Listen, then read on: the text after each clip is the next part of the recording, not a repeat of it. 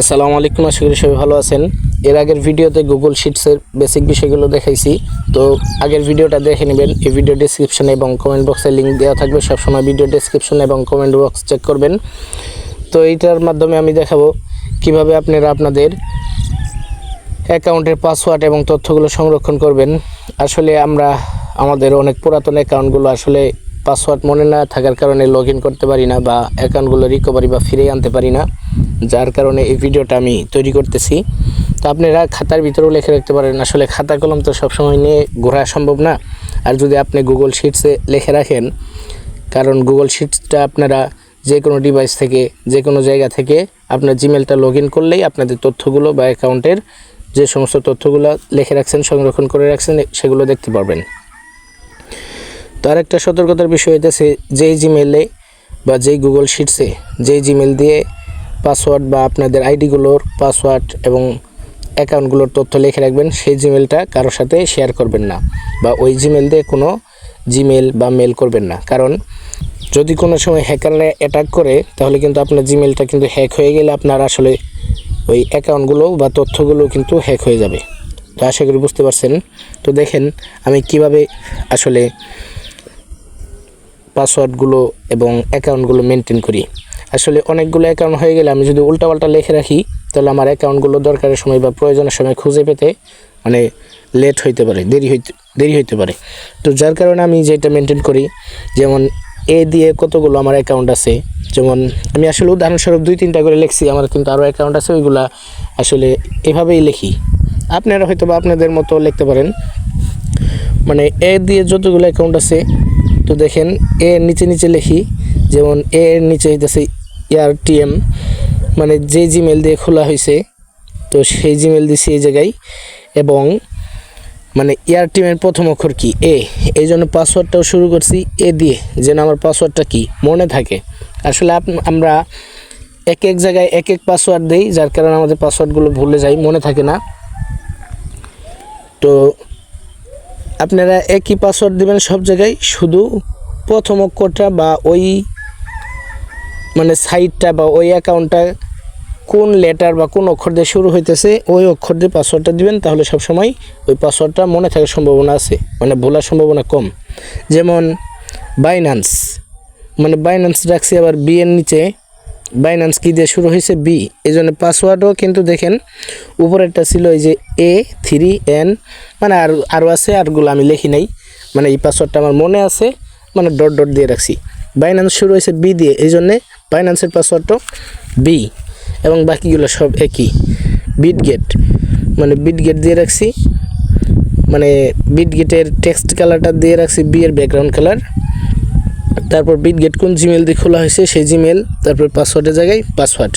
তারপর দেখেন সি এর ব্যাকগ্রাউন্ড কালার, যেমন সিপি এলিট নামে একটা ওয়েবসাইট আছে, সিপি এলিটের অ্যাকাউন্ট কী নামে খোলা আছে, কোন জিমেল দিয়ে খোলা আছে। আসলে তো অ্যাকাউন্ট খুলতে হয় জিমেল বা নাম্বার দিয়েই, তো সেই জিমেলটা দিয়ে রাখছি।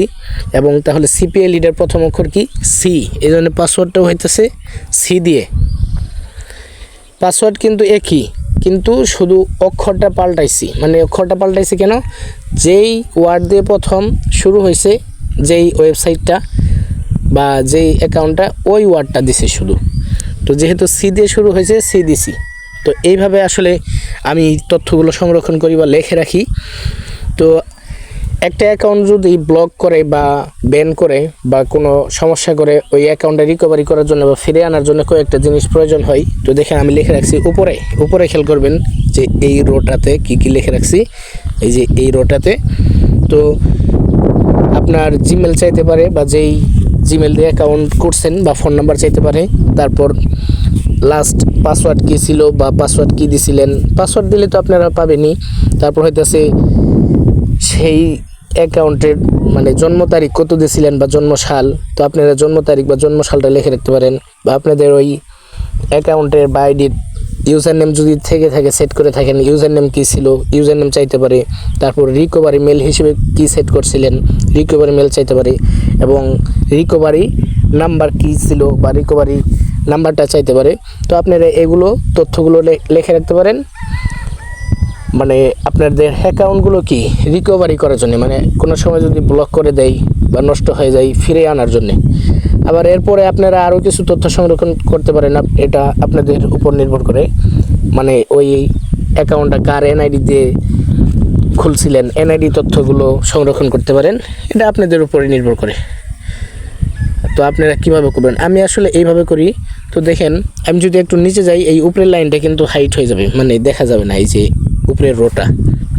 তো দেখেন আমি একটু নিচে স্ক্রল করতেছি, নিচে স্ক্রল করলে কিন্তু ওই যে উপরের লাইনটা কিন্তু হাইট হয়ে গেছে। তো শুধু উপরের লাইনটা যেহেতু হাইট না হয়, এই জন্য এই 1 নাম্বার রোটা আপনারা ফ্রিজ করে দেবেন। এই 1 নাম্বার রোতে ক্লিক করবেন, ক্লিক করার পর সিলেক্ট হয়ে যাবে, আবার ক্লিক করবেন 1-এর উপরে, মানে প্রথম রোটা 1-এর উপরে ক্লিক করার পর 3 ডটে ক্লিক করবেন, তারপর দেখেন লেখা আছে ফ্রিজ, FREEZE ফ্রিজ। তো ফ্রিজে দিলে তো আপনারা যত স্ক্রল করেন এই 1 নাম্বার রোটা বা 1 নাম্বার প্রথম লাইনটা আর হাইট হবে না। তো দেখেন আমি নিচে গেলেও, মানে যতই নিচে যাই 1 নাম্বার লাইনটা কি দেখা যাবে। তো এইভাবে আপনারা করতে পারেন, আপনাদের তথ্যগুলো সংরক্ষণ করতে পারেন। তো দেখেন এই জিমেলের কিন্তু পুরোটুক দেখা যাইতেছে না। তো আপনারা আসলে জানেন কিভাবে একটা কলামের জায়গা বাড়াইতে হয় বা কমাইতে হয়, তারপরে দেখাই দেই। তো যেহেতু এই যে এই জিমেলগুলো আছে 1 নাম্বার কলামে, মানে 1 নাম্বার বলতে এ নাম্বার কলামে। তো এ নাম্বার কলামটা সিলেক্ট করব, তারপর যে এই যে ডান পাশে এরো বাটন আছে, এই এরো বাটনের ধরে যেদিকে টান দিবেন ওই দিকে বড় বা ছোটো হবে।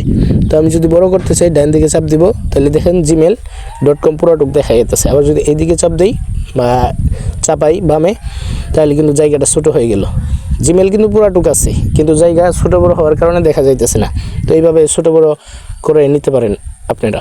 তো আশা করি বুঝতে পারছেন কিভাবে আমি তথ্যগুলো সংরক্ষণ করি। আবার বলি, যেই জিমেলের আন্ডারে, যেই জিমেল দিয়ে আপনাদের অ্যাকাউন্টের তথ্যগুলো বা পাসওয়ার্ডগুলো লিখে রাখবেন, সেই জিমেল দিয়ে কোনো Facebook, Twitter, Instagram, LinkedIn account খুলবেন না, এবং কি কারোর সাথে ওই জিমেল দিয়ে কথাবার্তা বা মেলও করবেন না। কারণ হ্যাকার যদি তথ্য পায় বা হ্যাক হয়ে যায়, তাহলে কিন্তু আপনার জিমেল হ্যাক হলে কিন্তু আপনার সব আইডি বা তথ্যগুলো হ্যাক হয়ে যাবে। আশা করি বুঝতে পারছেন। এই ভিডিও পর্যন্ত, ভালো থাকবেন, সুস্থ থাকবেন, আল্লাহ হাফেজ।